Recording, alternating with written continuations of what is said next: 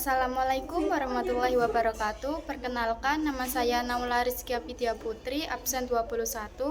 Perkenalkan, nama saya Regina Citra Aryani, absen 29. Dalam video kali ini kita akan menjelaskan mengapa kita memilih dijajah Jepang daripada tidak dijajah Jepang. Kita lebih memilih dijajah Jepang karena penjajahan Jepang di Indonesia adalah salah satu periode paling kontroversial, sehingga penjajahan bangsa ini bisa dikatakan sebagai suatu penderitaan dan juga kehancuran bagi negara yang dijajah.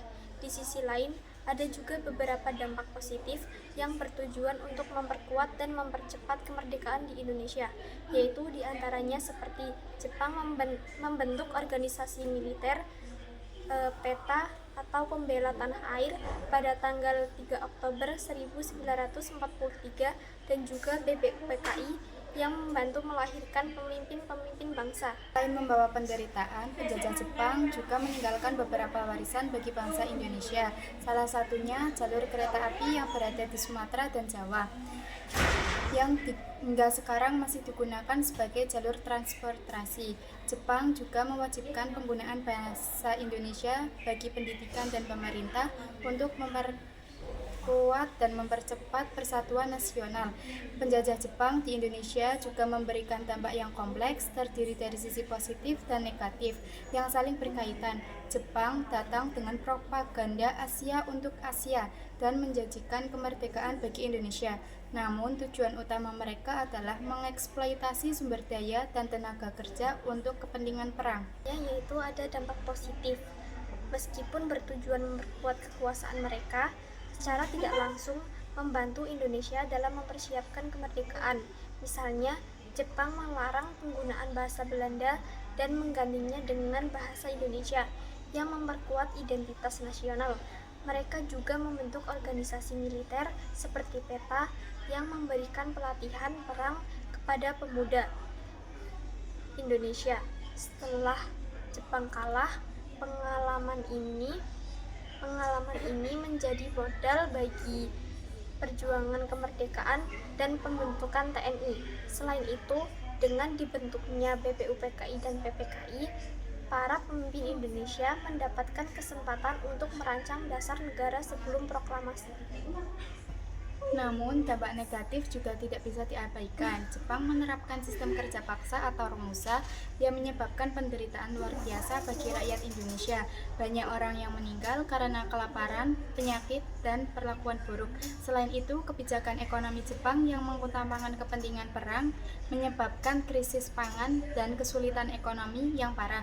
Rezim militer Jepang juga sangat keras dengan hukum berat bagi rakyat yang dianggap melawan. Dengan demikian, meskipun penjajah Jepang membawa keuntungan dalam aspek nasionalisme, militer, dan politik, penderita rakyat akibat eksploitasi tetap menjadi bagian dalam sejarah. Namun, pengalaman dari masa penjajahan ini mempercepat kesadaran bangsa Indonesia untuk segera meraih kemerdekaan dan membangun negara sendiri. Yang selanjutnya ada kebijakan Jepang di Indonesia. Yang pertama, kebijakan di bidang pemerintah. Jepang menghapus sistem pemerintah kolonial Belanda dan menggantikannya dengan sistem pemerintah militer. Indonesia tidak diberikan kebebasan politik, tetapi Jepang membentuk BPUPKI dan PPKI untuk mempersiapkan kemerdekaan. Ada kebijakan di bidang ekonomi. Yang pertama, Jepang menguasai seluruh sumber daya alam Indonesia untuk mendukung perang, termasuk hasil pertanian dan pertambangan.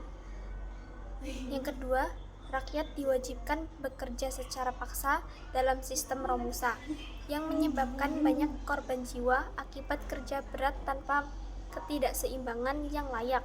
Yang ketiga, Jepang mengganti mata uang gulden Belanda dengan uang Jepang, yang menyebabkan inflasi tinggi dan melemahnya perekonomian rakyat. Tiga, yaitu kebijakan Jepang di bidang militer. Jepang membentuk berbagai organisasi militer dan semi militer untuk melatih pemuda Indonesia. Yang pertama ada PETA, Pembela Tanah Air, Cikal Bakal TNI yang dibentuk pada 3 Oktober 1943. Yang kedua ada Heiho, pasukan pembantu militer Jepang. Yang ketiga ada Seinandan, organisasi pemuda yang di bawah militer. Yang keempatnya ada Keibondan, organisasi polisi keamanan yang membentuk Jepang.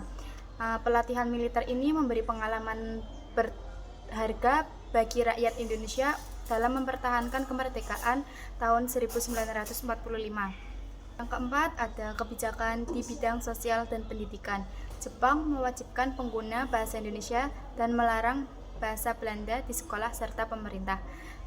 Pendidikan tetap berlangsung tetapi dengan kurikulum yang mendukung propaganda Jepang. Rakyat dipaksa untuk menghormati Kaisar Jepang dan mengikuti kegiatan seperti Ada kebijakan di bidang politik.